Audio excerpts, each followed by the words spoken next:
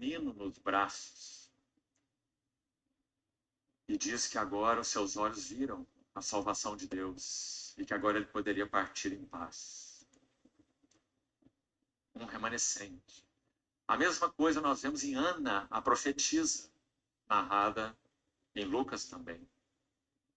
Aquela viúva de 84 anos que servia ao Senhor diariamente no templo e que aguardava a consolação de Israel. Meus irmãos, vemos a mesma coisa em José e Maria, os pais do nosso Senhor Jesus. Um grupo de remanescentes, que segundo o relato de Lucas, aguardavam, veja essa palavra, expectativa. Eles aguardavam a redenção de Israel. Pode colocar de outra maneira. Eles aguardavam o Messias, o Redentor. Eu diria que é como hoje, os filhos de Deus estão aguardando. Eu estou aguardando, Maranata. Por isso que eu passo 24 horas, se eu acordar, eu estou pensando em as pessoas que, de certa forma, estão lideradas por mim, isso é uma incumbência de Deus.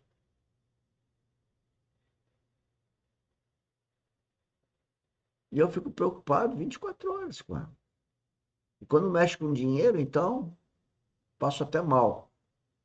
Porque as pessoas, elas estão atrás de dinheiro para fazer as suas vontades. Vivem endividados. E eu nunca corri atrás de dinheiro, corri atrás de fazer produtos. Eu corri atrás de fazer a realização do que Deus estava mandando eu fazer.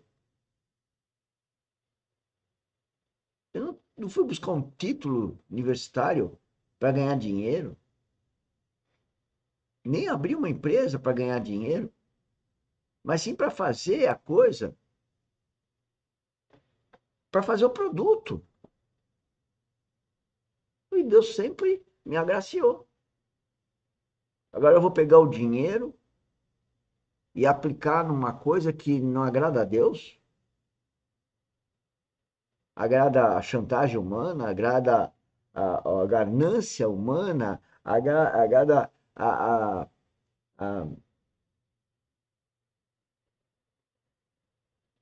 uma falta do Espírito Santo. Não posso. Dinheiro não é meu. Eu sei que ninguém entende, mas aí são outras coisas. João Batista também, que eu me lembro, ele foi decapitado, porque ninguém compreendia ele. E Jesus Cristo, então? E Paulo? Pedro? Eu acho que as pessoas precisam entender o que é ser cristão verdadeiro. E eu Quando nós também. lemos, vamos voltar lá, Lucas capítulo 1, observe que o verso 5, onde nós iniciamos, diz assim: nos dias de Herodes, rei da Judéia, houve um sacerdote chamado Zacarias, do turno de Abias. Sua mulher era das filhas de Arão e se chamava Isabel. Olha a primeira frase. Quem está no trono mais específico dessa região? Porque Herodes era então o tetrarca, governador de 3 províncias, né? Naquela região da Galileia. De 4, né? Tetrarca da Galileia. É dito Herodes, rei da Judéia. Quando nós ouvimos as bênçãos que Jacó pronunciou sobre os seus filhos, em Gênesis capítulo 49, se você tiver o cuidado de consultar ali o verso 10, é muito interessante, para nos ajudar a entender o que está acontecendo aqui. É dito assim, a palavra de Jacó para o seu filho Judá. Ele diz, o cetro não se arredará de Judá, e o bastão de entre os seus pés. Uma posição reinante de governo. O cetro de Judá, o bastão entre os seus pés. Aí o verso continua assim. Até que venha Siló, e a ele obedecerão os povos. Obviamente, o Siló, sem dúvida alguma, se refere ao Messias. Então é dito que o cetro não se arredaria de Judá e nem o bastão de entre os seus pés até que viesse Siló. Quando nós olhamos o Evangelho de Lucas, nós vemos que o cetro está arredado de Judá. E o bastão está fora de entre os seus pés. O que isso significa?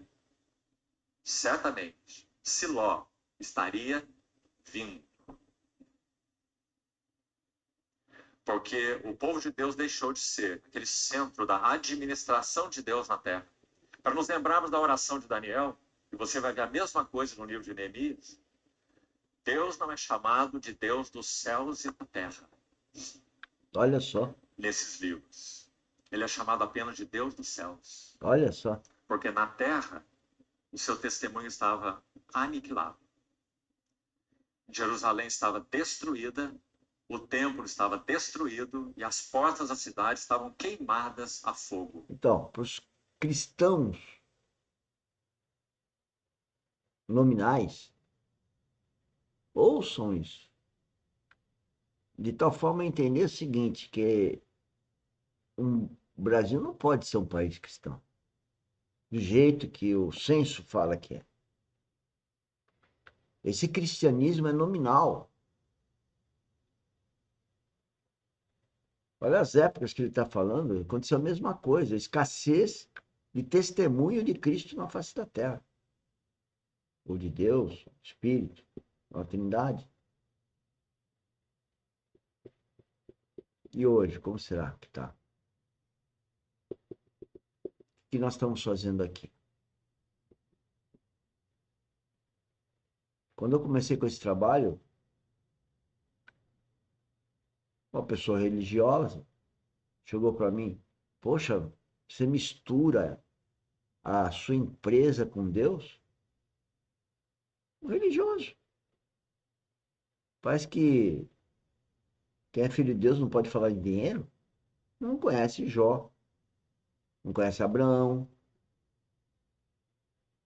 O rei Davi, Samuel, não é Samuel, é Salomão.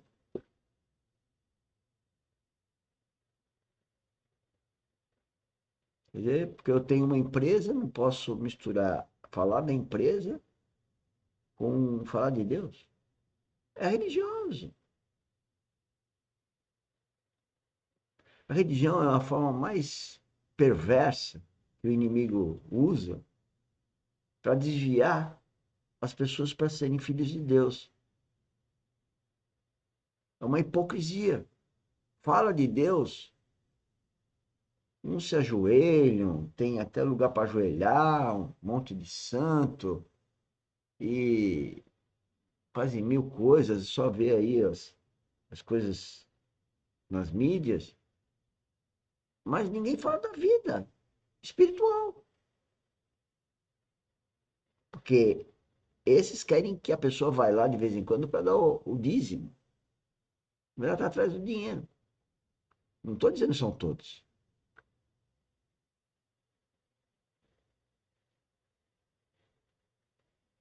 É triste ver isso.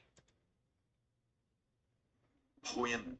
Neemias chega a dizer no seu Ruína. capítulo 2, no verso 17, exortando os que estavam com ele para fazer o trabalho dos muros, depois que o templo já estava reedificado, ele diz assim: vinde, reedifiquemos os muros de Jerusalém e deixemos de ser opróbrio, Aí, ó. vergonha, opróbrio, perda completa do testemunho do Senhor. Uma vergonha. Expostos a todos os seus inimigos. Deus não tinha luz e testemunho na terra. E hoje? Então, Deus dos céus, assim ele é mencionado, e não Deus dos céus Não. e da terra. Mas, meus amados irmãos, o céu é o meu trono e a terra é o estrado dos meus pés. E a pergunta de Isaías é: que casa então me edificareis? Qual é o lugar do meu repouso? Não é isso que o Senhor está buscando na terra? Lugar para o seu repouso. Verdadeiras Betânias. Testemunho do Senhor. Mas então o cetro está